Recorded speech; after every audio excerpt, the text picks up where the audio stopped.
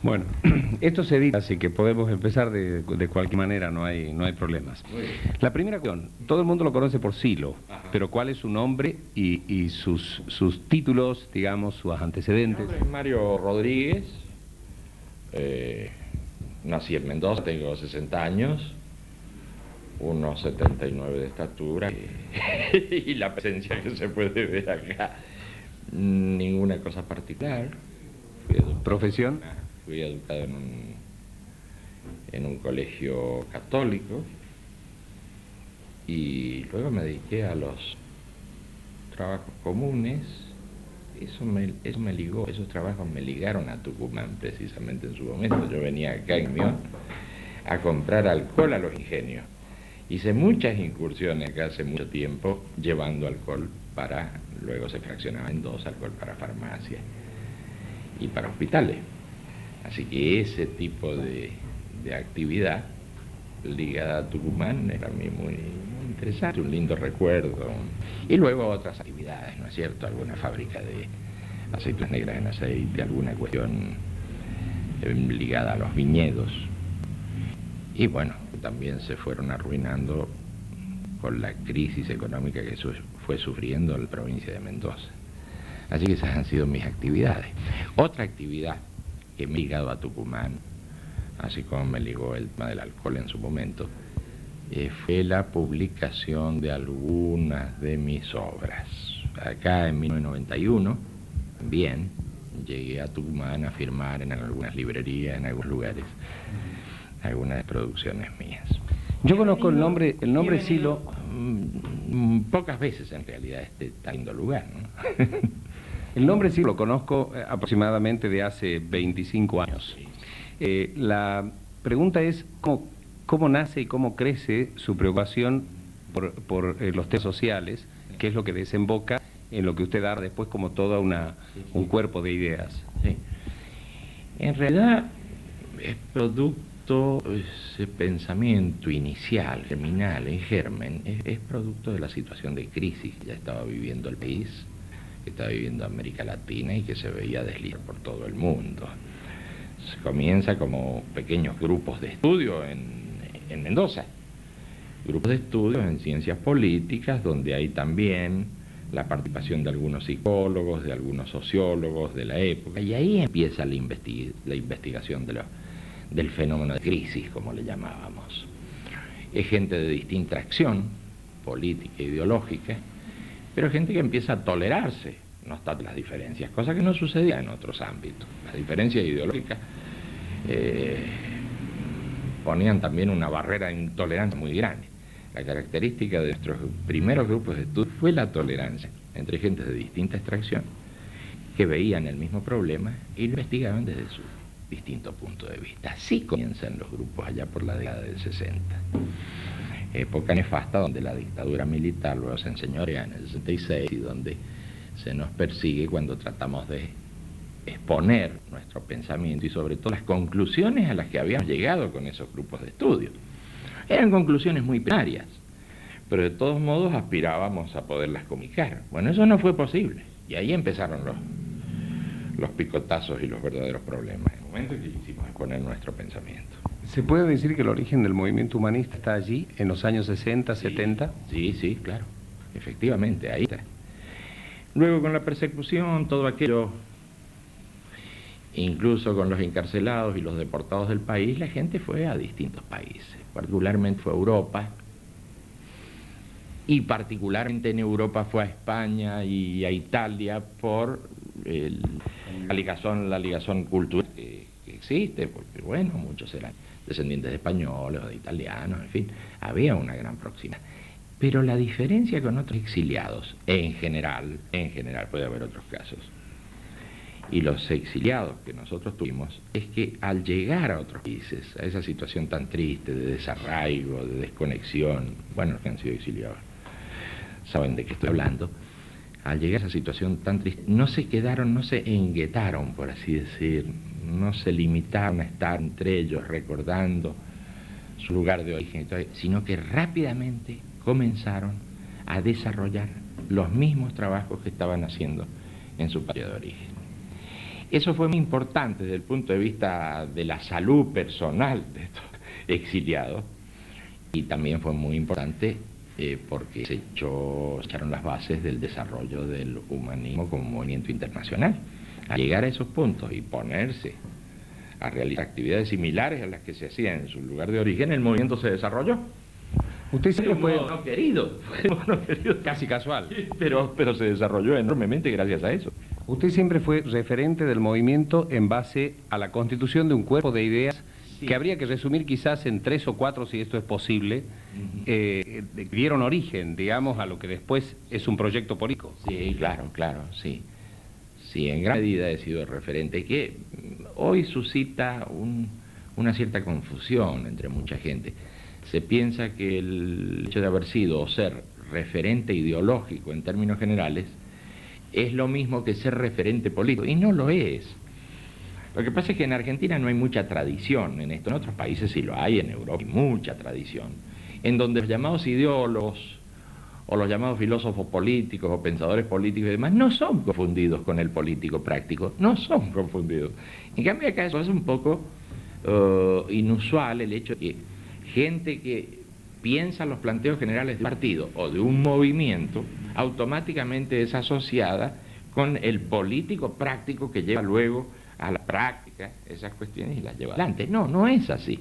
Y entonces acá existe esa confusión y la gente como que parece desorientarse un poco al ver que alguien pueda pensar la cosa política y sean otros, las gentes prácticas, las gentes que saben, las gentes del oficio, las que llevan adelante la cosa. El humanismo tiene esa característica que no se ve en otros partidos. El Partido Humanista tiene esa cosa como ideológica, ese armado de ideas, y por supuesto tiene su explicitación práctica y sus organismos y sus candidatos y bueno, y la gente que pone en marcha esta idea. ¿Cómo puede resumir usted en pocas ideas o pocos puntos el cuerpo central de esas ideas? Podríamos hablar, no sé si del humanismo a escala de movimiento mundial o si en la situación particular que le toca vivir al humanismo en Argentina. Los principios filosóficos que inspiran tanto uno como otro caso. Bueno, por lo pronto, el ser humano es un ser social, como muchos conocemos, que depende de la situación histórica, que se ve compelido a actuar políticamente, le guste o no le guste, no lo puede eludir. Y se encuentra con que él nace en una situación que ya está armada, donde los caballos no están alineados todos en la misma línea, sino que unos han largado antes que otros. Y hay una gran disparidad, una cosa despareja en la situación de los seres humanos. Unos nacen en situaciones muy humildes, otros en situaciones muy opulentas, otros nacen en un medio donde ya tienen en manos los medios de producción, otros no tienen nada. Entonces esta situación despareja social debe ser modificada. Se dice que en la democracia, en las democracias formales en general, se dice que todo el mundo tiene los mismos derechos y las mismas obligaciones. Eso es una formalidad, porque en la práctica no tienen todas las mismas oportunidades. El humanismo enfatiza en que las oportunidades sean iguales para todos, y no le dice mucho eso de que tengan los mismos derechos y las mismas obligaciones. Pero si las oportunidades son distintas, bien terminan siendo distintos los derechos y las obligaciones. Esa es una idea muy importante para el humanismo. Las oportunidades no son iguales. La organización social es opresiva, debe ser modificada y crear condiciones para que todo el mundo tenga las mismas oportunidades. El capitalismo es una de las tantas formas históricas, no es una cosa natural como pudiera ser una piedra, una montaña, un río, el mar. Es un fenómeno histórico que está en proceso de transformación, que en este momento ha llegado a la cumbre de sus realizaciones y está francamente entrando en un proceso de decadencia y de desintegración. Otro punto muy importante en las ideas del humanismo es la diversidad de las etnias, de las culturas, de las formas de vida, y en la situación que se está viviendo, este capitalismo decadente lo que está tratando es de homogeneizar todo sin que existan diferencias entre los pueblos, entre las personas, entre las concepciones y demás, sin que existan diferencias y se refieran todos a un centro imperial. Es decir, este proceso de globalización que nosotros veíamos desde hace mucho avanzar, es un proceso mundial que no se debe al capitalismo, sin embargo ha sido y está siendo manejado por el capitalismo para que la globalización tenga un punto de referencia que coincide con el imperialismo. Nosotros decimos que en la medida en que se siga concentrando ese poder, que en definitiva es la concentración de la banca, es la concentración del capital financiero internacional, es la concentración del poder político y militar en pocas manos y demás, en la medida en que suceda eso, se va a tratar de esterilizar al resto de las poblaciones y a eso se le va a llamar globalización como si fuera un gran beneficio para la humanidad. Esta globalización está tomando un signo que es totalmente destructivo. Y vamos a la crisis mundial. Se está viendo ya la crisis mundial en el bailoteo de las bolsas, en el desequilibrio financiero, y va a ir pegando en todos los países, va a pegar lógicamente en el país nuestro. En los años 60 y más adelante en los 70, el momento en que nace todo este movimiento, sin duda había una dicotomía que, falsa o verdadera, era la que los intelectuales discutían, que era capitalismo o socialismo. Así Es decir, estaba ligado directamente a quién tenía medios de producción. Así es. Si eran propiedad de privados o eran propiedad del Estado. Así es. En las bases, digamos, que yo he tenido oportunidad de leer del humanismo, en realidad no se cuestiona el capitalismo, básicamente, ni tampoco se socializa los medios de producción, sino que hay un planteo, no sé si llamarlo en el medio, de una especie de humanización del capital. Así es. Eso es exacto. Y ese es el planteo del humanismo. Y eso es lo que siempre trajo problemas al humanismo con referencia a esa dicotomía que estaba establecida. El juego era discutir esos temas y el humanismo sale, aunque no, sale con la propiedad del trabajador, por ejemplo. Si la empresa está por cerrar, si la empresa tiene dificultades, favorezcamos con créditos adecuados, siempre y cuando esos créditos favorezcan a la vez la tenencia de acciones del trabajador en la empresa. Entonces la empresa no cerrará, el trabajador se irá siendo dueño de la empresa y todos contentos. Bueno, eso no se hace. Nosotros propiciamos la propiedad del trabajador en la empresa y tratamos de favorecerla. Lógicamente eso requiere de un gran esfuerzo de comprensión, de talento, de espíritu y de no dependencia del sistema político en general. Pero si se favorece la propiedad del trabajador, se favorece al país, se favorece al individuo, se favorece a la colectividad y demás. Ese es nuestro planteo. Lo que sí el humanismo discute siempre y lo pone sobre el tapete es el tema de los monopolios. Se trate de monopolio estatal o se trate de monopolios privados, para el caso es monopolio. Y acá hay que hacer saltar los monopolios. No se vaya a creer que por el hecho de haber privatizado algo que estaba en manos de Estado, por el hecho de haberlo privatizado, ha desaparecido eso como monopolio. No, ha pasado a un paraestado, que para el caso es fuerza monopolizadora igual que la del Estado. Acá lo que se necesita es la diversidad y el juego de fuerzas en todos los campos, también en el mercado. Supongamos el caso de la educación. El humanismo dice educación gratuita, universal, pareja para todos desde los primeros años de la infancia hasta la universidad. Educación gratuita, laica, abierta a todo el mundo. ¿Qué va a pasar con la universidad privada, por ejemplo? Que los que quieran la universidad privada hagan su universidad privada, vayan a la universidad privada, pero el Estado no puede deshacerse de las universidades y no puede deshacerse de poner la educación y la cultura al servicio del pueblo. Así que hablemos de la medicina. Si algunos quieren tener sus hermosos hospitales carísimos y cobrarse entre ellos los que les guste, que lo hagan. Pero el Estado tiene la obligación de manejar la salud al servicio de la población y hacerla llegar a todos los puntos. ¿Por qué motivo habría de existir una escuelita rural? ¿Por qué motivo habría de existir un dispensario público de salud si no es negocio? Los privatistas, por ejemplo, no tendrían por qué poner una escuelita muy equipada donde hay 20 alumnos. Tampoco tendrían por qué poner un dispensario de salud porque no reditúa. Para ellos tanto la salud como la educación es un negocio más. ¿No hubo en algún momento, no sé si en Argentina está claro que no, pero en algún momento, en algunos lugares del mundo, la socialdemocracia no planteaba en la práctica algo similar? Lo planteaba en Europa, pero y particularmente en Suecia. Pero los intereses de las grandes compañías y demás fueron debilitando las posturas. Esa es la verdad. Así que sí, hoy está siendo desmontado toda la estructura social que tenían. Absolutamente, absolutamente. La socialdemocracia, particularmente en Suecia, tendió a un esquema parecido a este. Y era un avance importante. Hoy, ¿qué siendo la socialdemocracia? Bueno, se alterna con los conservadores en el poder, pero sigue el mismo esquema y el mismo modelo. Esto va a ser una catástrofe. ¿Cómo va? ¿Cuál es la propuesta? Bueno, yo conozco la propuesta política, me he tomado el trabajo de leerlo al librito completo y los 20 puntos en los cuales se centra la cuestión. Hay puntos netamente económicos que, bueno, no merece la pena, porque además necesita una explicación bastante profunda. Pero hay algunos puntos que apuntan casi a compartir ciertos principios con lo que se conoció como el marxismo, digamos, de escuela. Es decir, no el marxismo real de la Unión Soviética, sino...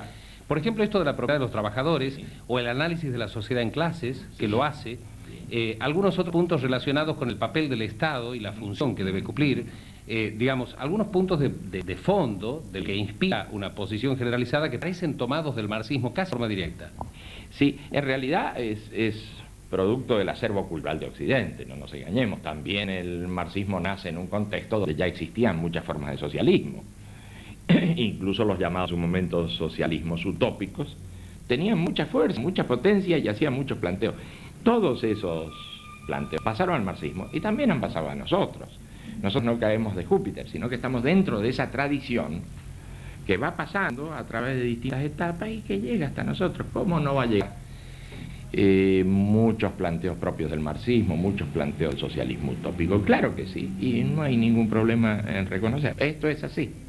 En una época en que la globalización, entre comillas, ha traído el deseo por las ideologías y el discurso del final de las ideologías y sobre todo se habla del fin de la historia, es decir, como si fuera el fin de la lucha de clases, ¿no es cierto? Porque a eso hace referencia al principio de Carlos Marx. Y por otro lado, se plantea como si fuera que esto ya es para siempre una forma idílica de vivir, la globalización. Que en algún momento la riqueza se ha de derramar sobre el conjunto de la sociedad y que todos vamos a vivir opulentamente y no como hoy estamos comiendo en la sobra del almuerzo de los ricos, porque realmente de esto se trata. Ese es el planteo. ¿Recupera el marxismo la idea de utopía realmente como algo necesario para el progreso de la humanidad? Es decir, aquello que decía Althusser, ¿no es cierto?, de que seamos realistas y hacemos lo imposible. Exacto, y que eran una de las proclamas del 68, recordará, en Europa, particularmente París, en la metropolitana de Roma, etcétera. Bueno, lo que usted está planteando, digamos, como posibilidad, como proyecto, suena utópico hoy día.